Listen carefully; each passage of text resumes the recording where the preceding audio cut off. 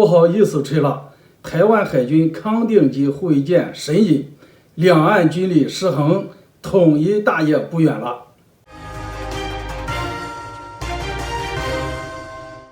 大家好，我是肖云华，欢迎收看云华观点。今天我们聊聊解放军对台军事行动进入常态化，对岸海军已经疲于应对，怎么没看到红极一时的康定级隐身护卫舰呢？已经不好意思拿出来吹了。解放军的锁台军事行动已经暂时落下了帷幕。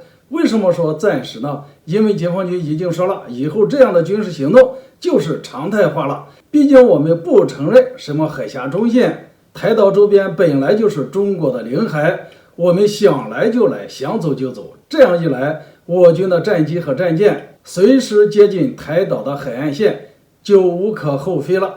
当然了，更多的军事行动意味着解放军和台军正面对抗的次数会急剧增加，主要就是海军的战舰和空军的战机。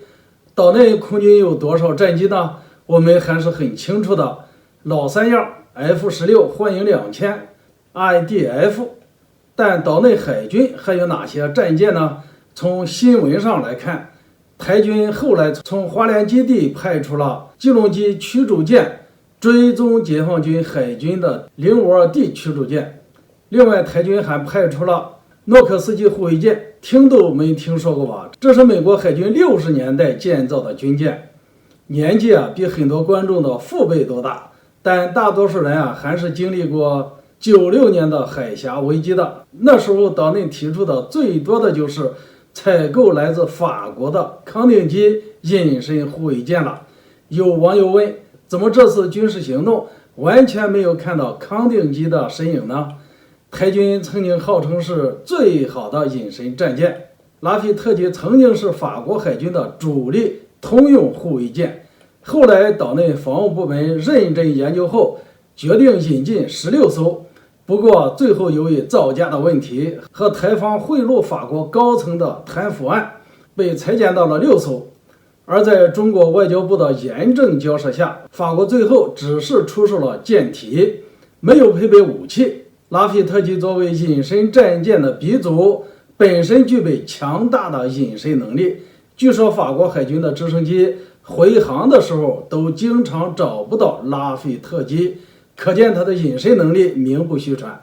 不过法国后来只愿意出售舰体，不愿出售武器后，岛内只能自己发挥想象力，在上面加了一堆的美式武器，结果把隐身外形全给破坏了。加了一堆的武器也没啥可说的，雄风导弹、密集阵火炮、奥托舰炮、小械数防空导弹居然还是手动操作的。每次看到有人钻进发射器发射导弹，都觉得很搞笑。